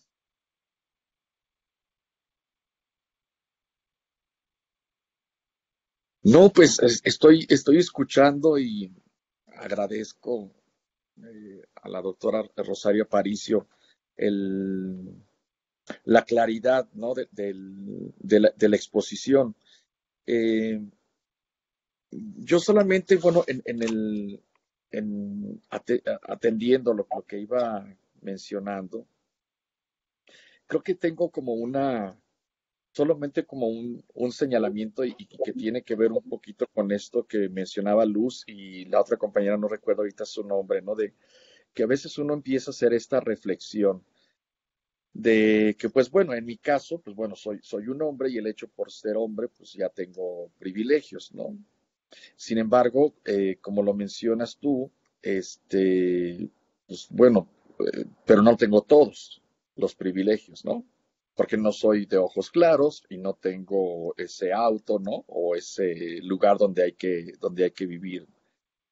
Y, y bueno, me cuestiono si entonces estos privilegios que yo tengo eh, podrían o no ser parte de, pues, este sistema o, o pues bueno, pues de este patriarcado en donde pues es toda una estructura que me parece extremadamente compleja. Lo que quería quizá comentar, la doctora mencionó que las mujeres no tienen un proyecto de dominación ni de opresión. Lo mencionó al principio y aquí lo anoté, ¿no? Como lo es el patriarcado. Pero yo hasta lo subrayé aquí con amarillo y no sé, doctora Rosario, en su opinión, yo diría, ok, muy bien, las mujeres no tienen ese proyecto de dominación y opresión porque no son patriarcas, ¿no? Pero yo me empecé a pensar y dije, ok, pero en un matriarcado, es decir, en donde está esta parte supeditada por las mujeres, ah, pues sí hay ciertos proyectos de dominación y de opresión, ¿no? En un matriarcado. No sé, eso me hizo pensar, porque yo le pondría, bueno, no todas las mujeres tienen un proyecto de dominación y opresión, pero no sé, doctora Rosario, si sea también desde mi propia historia que me toca, ¿no? Yo siempre, cuando estoy aquí con estas conversaciones o análisis, yo siempre digo, bueno, pues voy a hablar siempre desde mi propia historia de vida, ¿no? No podría hablar sobre las historias de las mujeres porque no me tocó ser mujer, pero no sé, me llamó mucho la atención esa frase y yo digo, ok, pero no sé, en su experiencia de trabajar perdón, con indígenas y que tienen una forma o un sistema en una comunidad en donde ellas son más que, son las que son las matriarcas, pues también se observa, ¿no? Doctora, no sé, eh, pues dominación y opresión hacia otras mujeres y también hacia los hombres, ¿no? No sé, siempre cuando aparece esto pero insisto, porque a lo mejor mi propia experiencia, ¿no? Eh, de vida es que me ha mostrado que también hay mujeres que ejercen dominación y opresión. No sé si en el contexto de las mujeres indígenas, eh, pues bueno, a veces hay mujeres que van al frente, ¿no? Pero no sé, eso es lo que me hace un poquito como de ruido y de reflexión. Justo lo que les decía al principio, ¿no? ¿Cuál fue la gran aportación de las teóricas del género? ¿Qué nos enseñaron o cómo lo problematizaron? Las mujeres también, en las relaciones sociales, las mujeres también pueden ejercer el poder. Eso es definitivo. Y uno de los ejemplos que siempre pongo es la violencia que ejercen las mujeres contra los niños, contra los hijos, por ejemplo, ¿no? Sin embargo, como decía Safiotti, que es lo que dijiste, el patriarcado lo ejercen hombres. Es un sistema opresivo y de dominación, el patriarcado. ¿Y sabes qué? Los hombres también son víctimas del patriarcado. Los hombres también sufren por el patriarcado, ¿no? Entonces, sobre cuando hay matriarcados, yo creo que yo conozco muy pocos casos o casi ninguno, pero las mujeres no ejercen el poder con violencia. Cuando es una mujer la que es, por ejemplo, cabeza de familia, las mujeres no ejercen. Y podría decirse que no tiene que ser solamente con las mujeres indígenas, ¿no? Como en muchos hogares mexicanos las mujeres ejercen, las mujeres son las que echan a andar la economía del país, las mujeres son las que echan a andar a las familias, las que ejercen un matriarcado, ¿no? Pero bueno, finalmente pueden ser hasta las principales, las que las sostenes, ¿no? Digamos, la gran paradoja es que pueden ser hasta sostenes de los hogares, son las que ayudan al sostenimiento de la economía familiar y de la economía del país.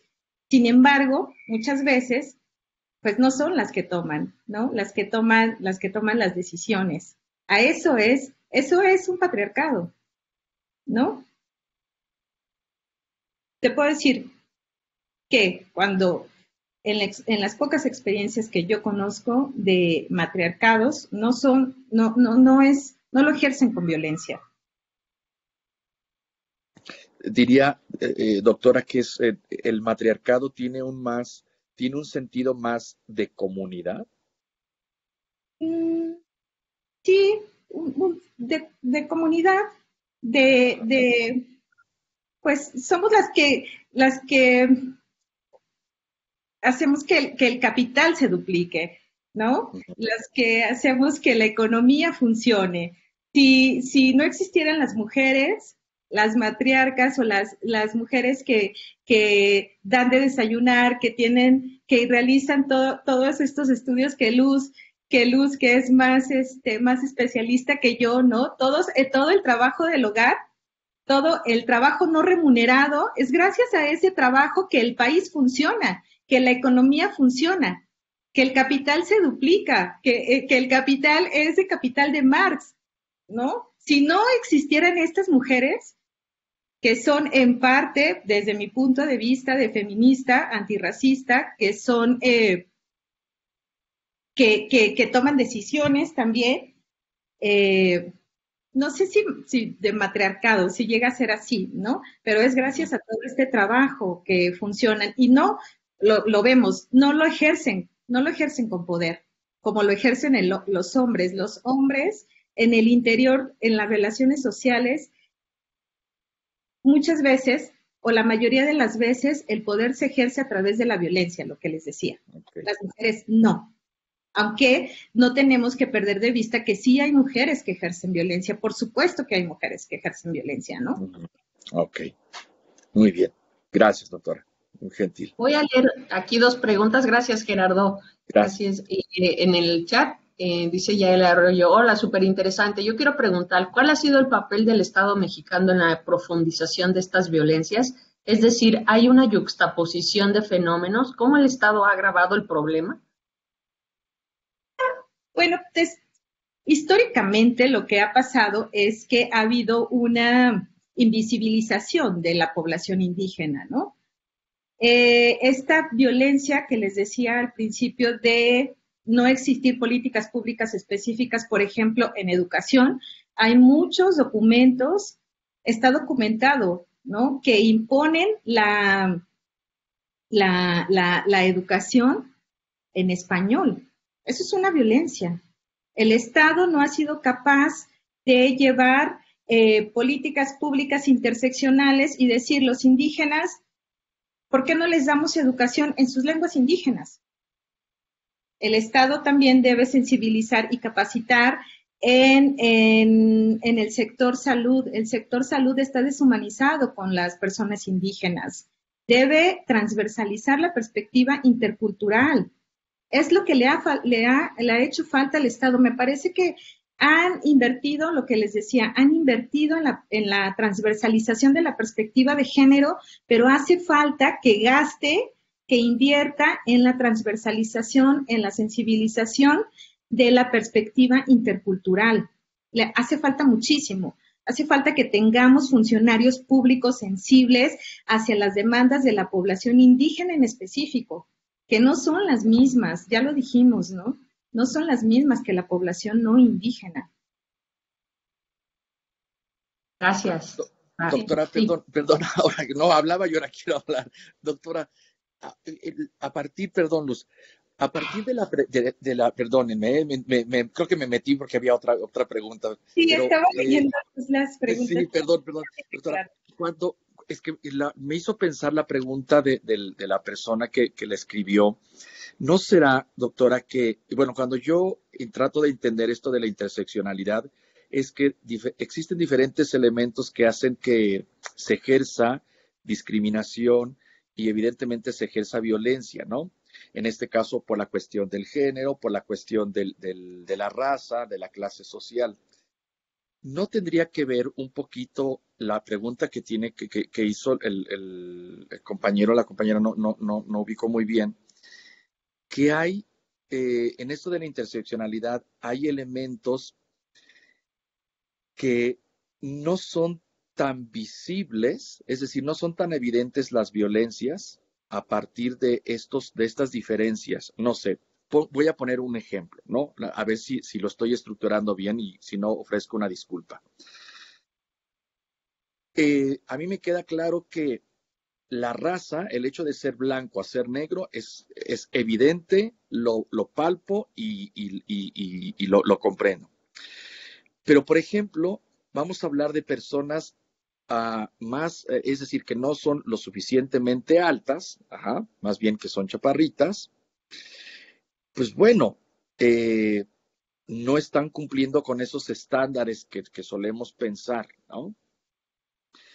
Yo pienso que esa ya podría ser un punto de discriminación, ¿no? O a los hombres que somos muy bajitos, ¿no? Porque se espera que los hombres sean altos.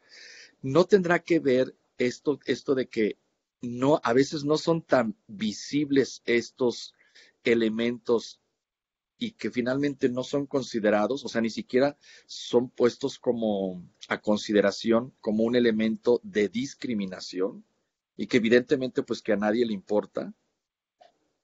No sé, no sé si fui claro, doctora, sí, a lo mejor estoy diciendo una tontería. No sé. Pero sí es claro, ¿no? Que me pueden discriminar por no tener la altura cualquiera, ¿no? Por no usar la ropa de la marca tal o comprada en el shopping tal, ¿no? De tal marca. Pero son discriminaciones que no tienen que ver con las identidades étnico-raciales. Ya. La identidad étnico-racial nos lleva a la opresión, lo que les decía al principio, ¿no? Son otras violencias. Las personas blancas, una persona blanca que mida, no sé, que sea de altura baja, sufre discriminación. También las personas blancas. No tiene que ver con la identidad étnico-racial. Ya, va, ¿sí? Muy bien. Son otras discriminaciones, ¿no? No traer tal marca, por no tener esa altura, por por vivir tal vez en alguna colonia X de la ciudad. ¿Okay? Gracias, perdón. Gracias, doctora. Y bueno, faltan 15 minutos para ir cerrando nuestro seminario, la sesión de hoy. Y me gustaría escuchar a las y los demás en una reflexión final para la exposición, la presentación de la doctora. Si fueran tan amables. Iván, sí. Buenas noches a todas, a todos, a todes. Un gusto, doctora Rosario, escucharla. Me quedaba como pensando en dos cosas, bueno, tres un poco. La primera, cuando se habla de estas mujeres matriarcas, ¿no? Que sostienen aparentemente un matriarcado, al final lo que hipotetizo es que ellas terminan haciendo lo que muchas veces los hombres no hacemos, ¿no? Es decir, esas actividades delegadas para ellas en el ámbito de lo privado, ¿no? El cuidado, la crianza, el trabajo doméstico, lidiar con los hijos o las hijas, ¿no? Organizar actividades en comunidad. O sea, al final creo que seguimos siendo incluso estos hombres que podemos pensarnos también con ciertas interseccionalidades o que no alcanzamos la idea del hombre blanco heterosexual europeo, aún así creo que en comparación con otras mujeres, los hombres incluso en desventaja, ¿no? Seguimos teniendo ciertos privilegios sobre las mujeres. Eso me parece como importante mencionarlo, ¿no? Como esos pendientes, incluso con las propias masculinidades que con él llamaba, ¿no? Marginadas, ¿no? Incluso en la propia marginalidad a veces hay ciertos privilegios que los hombres intentamos sostener desde esos mandatos. Eso por un lado. Y me quedé muy impactado con esto que compartías, Rosario, de la idea de hecho lo anoté, se lo mandé a mi pareja porque vimos la película Roma hace unos meses y esta frase que usabas del racismo amoroso, o sea, eso me pareció súper potente, ¿no? Pero yo cuando veía la película yo decía, bueno, sí hay como cierta incorporación a la vida de la familia, pero había cosas que nunca me hicieron como sentido del todo, ¿no? Entonces ahora entiendo esto de cómo hay pero este racismo amoroso lo peligroso que es, ¿no? Es decir, como estas sutilezas que parecen amorosas, que parecen incluyentes, pero que en realidad están sosteniendo el racismo, ¿no? Eso me parece. Y creo que mencionabas a una autora que habla de ese racismo amoroso, ahí ya no escuché muy bien. Si es así, no sé si nos lo podrías volver a repetir. Muchas gracias, Iván. Sí, fíjate que se me fue el nombre, es esta Judith, la voy a buscar, permíteme. Ok.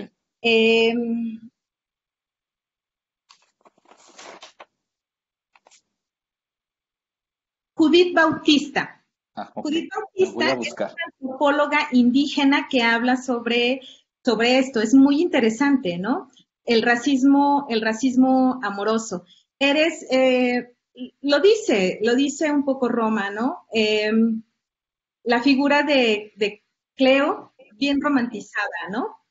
Eres de la familia y quieres a los niños, pero no puedes hacer ciertas cosas. Eres de la familia, pero hay una línea, sí hay una línea, a lo mejor, no sé si delgada o como bien fina, en donde sí, ya eres la trabajadora del hogar, porque hay algún momento, no sé si ustedes se acuerdan, que le grita y le dice, tú no eres de la familia, ¿no?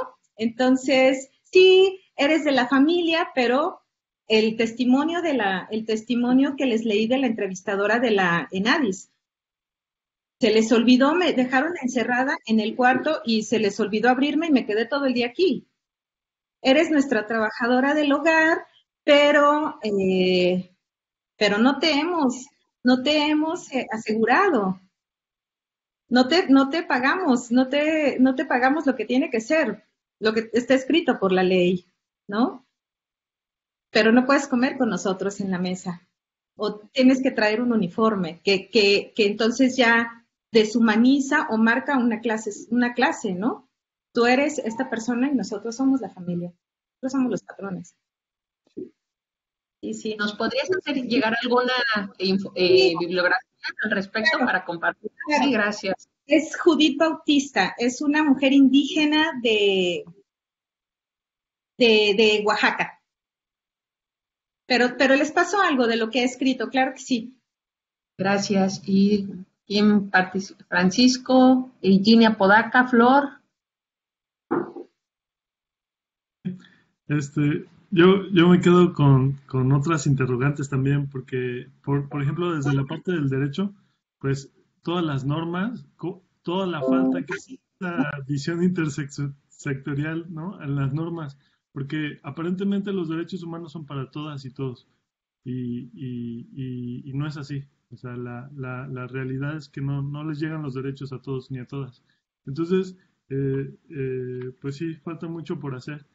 Mi línea de investigación también está en el derecho a la salud y luego me identifiqué en la parte de que los migrantes no reciben la salud, ¿no? O sea, y se enfrentan a cómo es posible que un médico no lo quiera atender, o sea, están en estado de urgencia, ¿no? Es muy grave, porque se le están negando todos los derechos. Y en el caso de Roma también, ¿no? O sea, no ver que se romantizan las desgracias, eso me causa mucho ruido. Y lo identifico, o sea, con esta idea del privilegio, ¿no? O sea, no ves que ella necesita seguridad social, en lugar de que la lleves a que se cometa un aborto, ¿no? Pues dale seguridad social, dale los derechos básicos que están reconocidos en la Ley Federal del Trabajo y en la Constitución, ¿no? Pero todavía falta mucha conciencia para llegar a eso, ¿no? Y que toda la sociedad, pues, lo exijamos, ¿no? También. Me quedo con eso. Sí, doctor. Con los documentos que has dicho, por ejemplo, uno de los ejemplos serían los protocolos de la ONU, cuando dicen todos los derechos son para todas las personas. ¿Quiénes son esas personas? Por eso hemos tenido que recurrir a hacer documentos específicos y hay un documento específico sobre la Carta de Derechos Humanos para las personas indígenas, porque es una pregunta. Cuando hablamos de derechos humanos para las personas, ¿pensamos en personas negras? ¿Pensamos en personas o pensamos en la población? Pensamos en la población en general. Pero como ya lo vimos y como nos dice la interseccionalidad, como nos invita a problematizarlo, todos tenemos, mujeres, diferentes demandas, de acuerdo a nuestra identidad y a nuestra clase, a nuestra identidad étnico-racial y a nuestra clase. Y a la orientación sexual, ¿no? O sea, imagínate los cruces, yo me voy imaginando, ¿no? La interseccionalidad cada vez en los cuadritos, o sea, yo me lo imagino en cuadritos, ¿no? Puede ser circulitos, pero imagínate, ¿no? Jean, no sé quién es Jean Apodaca. Dice que no se escuchaba, hace ratito puso que quería hablar, pero parecía que no se escuchaba. Ah, creo que no me escucho. No te escuchas. No sé No se si, escucha. si sales o escribes en el chat y Yael, ¿quisieras compartirnos algo o prefieres por el chat? Está bien por aquí, sí puedo hablar poquito. Adelante. Me pareció súper interesante la propuesta y creo que cuando se habla de racismo, discriminación, no se puede dejar de lado el término de inclusión. Y ya cuando se maneja el término de inclusión, paradójicamente estás hablando de que existe exclusión. Y parece ser que las políticas públicas al respecto se basan en esta premisa de que hay que incluir, ¿no? Y al dar por hecho que hay que incluir, quiere decir que ha habido una serie de exclusiones que no están tan visibilizadas. Entonces, me pareció interesante, muy interesante el aspecto interseccional y esta categoría de privilegios que pareciera ser que hay una lucha por saber quién es el más discriminado, ¿no? Y con base en eso, al saber quién es el más discriminado, hacer como una especie de competencia de quién necesita los recursos a priori para enfocar las políticas públicas. Y también creo que eso debería de tomarse en cuenta en los análisis. Si nosotros vemos a una mujer indígena que a lo mejor es trans, que a lo mejor tiene VIH, que a lo mejor migra, todas las discriminaciones habidas y por haber se mezclan para hacer de esto cada vez una invisibilización y una competencia de quién sufre más discriminación. Y me parece que cuando se habla de eso en los estudios, en cierto sentido, algunos de los hombres que comentan acerca de las discriminaciones que reciben, dan o superponen sus propias discriminaciones a las de otros y pareciera ser una competencia por discriminaciones de un cuento de no acabar, ¿no? Entonces, por eso este enfoque me parece súper interesante y agradezco mucho a Rosario la ponencia. Muchas gracias. Gracias, Yael. Gracias, Yael. Pues yo creo que no, o sea, el objetivo de la interseccionalidad no es decir quién sufre más, ¿no? Sino poner sobre la mesa cuáles son las que sufren las mujeres indígenas, cuáles son las violencias, las discriminaciones y cuáles son las que sufren la población negra, las mujeres negras, los hombres negros, ¿no? No es decir, las mujeres indígenas sufren más o las mujeres negras sufren más. Es poner sobre la mesa que también esta población la sufre, además de la población no indígena, ¿no? Es resaltar que también hay otros tipos de violencia que sufren por ser indígenas y por ser negras. No una competencia. ¿Sí? Gracias. Y Flor.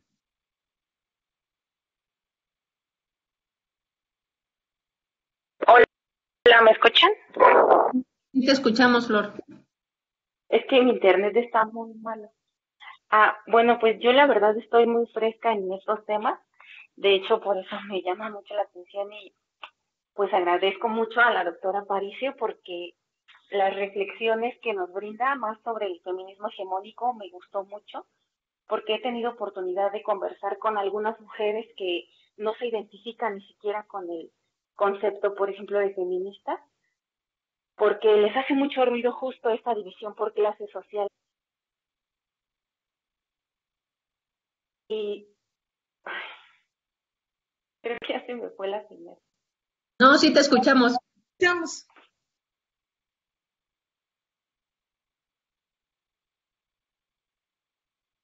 Ay, creo que ya no. Dijo, se le fue la señal y ya la dejamos de escuchar. ¿Por ahí estás? Flor, ¿Me escuchan? sí, ya te escuchamos.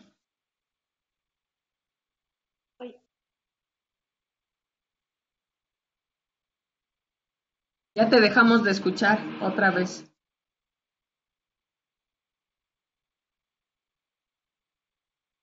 ¿Te es más fácil escribir? Hola, hola, ¿estás por ahí?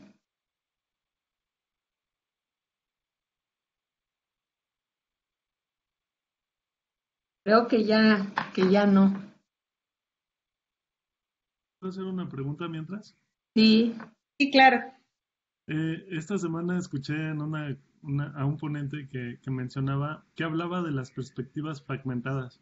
En su opinión, bueno, para ambas doctoras, en su opinión, esta perspectiva de los derechos humanos podría ser una perspectiva fragmentada o una limitante para la intersectorialidad.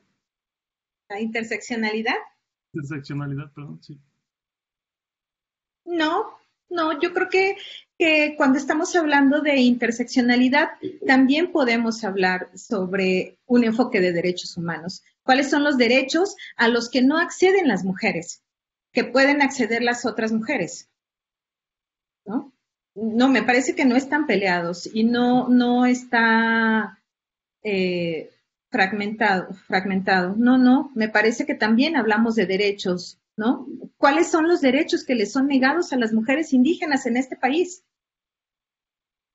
No está peleado. y yo coincido totalmente, como han querido fragmentar derechos humanos y género, ¿no? Cuando dices, no, a ver, ¿por qué lo vamos a fragmentar? Vamos a sumarlo, ¿no? O sea, sumemos. Y bueno, pues les pediría a quienes puedan que prendan su cámara para tomar la foto, ¿no? A quienes no, pues lo entiendo, pero quienes puedan, prendan su cámara porque y sonrían, digo yo, o sea, ay, sí, ¿no? Y sonrían si son tan amables para nuestra posteridad. Bueno, voy a tomar la foto 1, 2, 3 y ahorita ya pueden dejar de sonreír, pero denme un minuto para guardar esa y tomar otra. Y así yo soy lenta con todo esto. A ver, otra vez. A ver, Flor, ¿puedes poner tu cámara si quieres para salir en la foto? También, Yael. Yael, Jenny, sí, pero no sé si luego no se puede, no quieren. Así, Flor, así muy bien, Flor. Ahora sí ya te vemos. Oye, no te escuchamos, pero sí te vemos. Discúlpenme. No, ya te con COVID, entonces perdón que no salga. Estoy en recuperación. Uy, gracias. Pronta recuperación, Yael. Muchísimas gracias. Voy a tomar la foto. Gracias, sonría. Ya está, gracias. Ahora sí, Flor, si quieres compartirnos lo que decías. Sí, ya creo que ya está más estable mi internet. Pues solamente la reflexión era en torno a lo del feminismo hegemónico que mencionaba la doctora Aparicio. Me hace pues sí, como ruido, porque he conocido algunos casos de mujeres que no se identifican con el movimiento, porque por lo mismo sienten que no toman en cuenta esas demandas que para ellas son importantes, por ejemplo, el tener un empleo.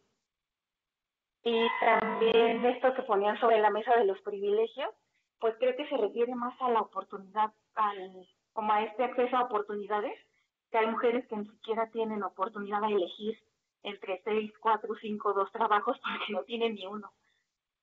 Eso lo he visto un poco en el comercio informal. Yo he trabajado el tema de las personas que se dedican a la mendicidad en el metro y también las comerciantes informales. Entonces justo ahí veo esos casos reflejados de falta de acceso a oportunidades laborales principalmente. Y bueno, solo era eso. Muchas gracias. Muchas gracias. Rocío, ¿era su nombre? Perdón, se me... Flor. Muchas gracias. Cuando le voy a mandar esta presentación a Luz, y en ese link que había puesto, es un video que hicieron activistas interseccionales y ahí dicen cuál es su crítica al feminismo hegemónico. ¿Por qué el feminismo hegemónico no las representa? Es muy interesante. Entonces, bueno, te va a dar también más respuestas a lo que decías. Y sí, es exactamente. Acá en México podemos hablar de falta de oportunidades para la población indígena, ¿no? Para los hombres y las mujeres indígenas, para los jóvenes indígenas. Así es, efectivamente. Les decimos privilegios, pero sí, es falta de oportunidades también. Muchas gracias. Vieron, en el artículo de Mara Viveros hace referencia en una parte de la interseccionalidad al caso de Brasil, ¿no? Y las mujeres negras, y cómo explica y vincula, bueno, una de las partecitas que nos ha explicado ahora la doctora Aparicio. Entonces, bueno, se trata de seguir reflexionando. Para la próxima clase, que será el 24 de junio, vamos a leer a Kimberly Criswell, ya para... les vamos a mandar en un momento el artículo y ese sería para la próxima clase. Entonces le invitaría a la doctora Aparicio pues a darnos una reflexión final para cerrar. Bueno, creo que finalmente me parece que es muy importante el momento que estamos viviendo en México. Se está hablando ya, se está hablando sobre racismo. Hace un par de años no se hablaba, lo que les decía hace un momento. Teníamos como esta falsa idea de que todos somos iguales, de que acá no discriminamos, de que adoramos a nuestros indígenas y la cultura indígena, ¿no? Toda la herencia cultural indígena, pero en el fondo se está abriendo este debate y esta discusión. ¿Qué es lo más importante? Que son las propias mujeres indígenas las que están saliendo, ¿no? Las que no tenían antes voz, ahora la tienen. Hay mucho, en el video que van a ver, hay mujeres indígenas que están hablando sobre racismo. Hay intelectuales también, mujeres indígenas. Escuchen a Yasnaya, se me fue su apellido ahora, que es una mujer mije, académica, que habla mucho sobre racismo, el racismo también del Estado. Me parece que es bien importante este momento que estamos viviendo. Tenemos ya una encuesta sobre discriminación, entonces, pues, estamos hablando sobre eso. Y, pues, lo que les dije, el racismo mata, ¿no? El racismo mata a las personas. El racismo es la violencia extrema, es un sistema de opresión. Como decía Gisela en la imagen que les mostré, no es luchar en contra del racismo, es terminarlo, es acabarlo, ¿no? Si queremos vivir en una sociedad más equitativa, más igualitaria, más justa, pues creo que tenemos que empezar a ver, y como dijo alguien, no recuerdo, perdón, es empezar por nosotros mismos, hacer como una autocrítica. Pues muchas gracias. Muchas gracias, doctora Aparicio. En nombre del doctor Zazueta, del alumnado y mío, agradecemos mucho que haya dedicado esta tarde al seminario y pues le hacemos llegar su constancia. Muchas gracias. Siempre es un gusto. Gracias a todas y todos, todes. Y entonces, bueno, seguimos en comunicación por el WhatsApp y nos vemos en un mes. Si no tiene ninguna duda, inquietud, comentario, queja o sugerencia. ¿Sí? ¿No? Yo solo quería preguntar cómo puedo recibir el link del video porque yo no estoy en el seminario. Ah, no estás en el seminario, pero nos escribes. ¿Sí tienes te doy mi correo? El correo. Es LZ. Tengo el de Berenice Ruiz. O es LZ Galindo. Ajá. Te lo doy por aquí. LZ. Sí, lo estoy apuntando. lzgalindo007@gmail.com y te lo mando, Flor. Okay. Gracias. Gusto. Pues bueno, entonces sería todo por esta tarde. Muchas gracias y que estén muy bien. Gracias. Hasta pronto. Hasta luego. Hasta luego. Muchas gracias. Gracias.